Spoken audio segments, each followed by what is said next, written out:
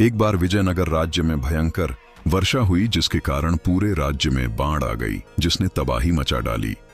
अनेकों घर पानी में बह गए, हजारों पशु बारह की भेंट चढ़ गए।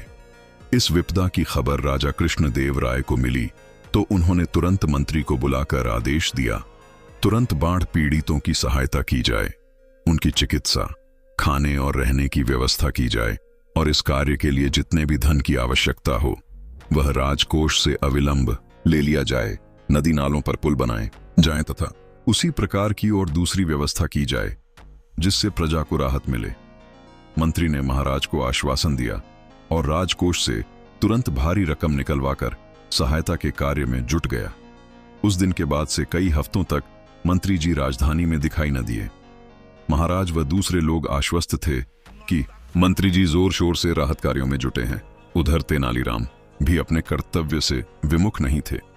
करीब एक महीने बाद प्राकृतिक आपदा राहत मंत्री दरबार में पधारे और महाराज को राहत कार्य की रिपोर्ट देने लगे। अपने काम की उन्होंने खूब बढ़ा चढ़ाकर प्रशंसा की।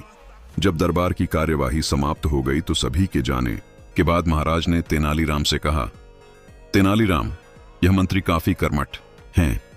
एक माह में ही बाढ़ पीड़ितों के दुख दर्द दूर कर दिए।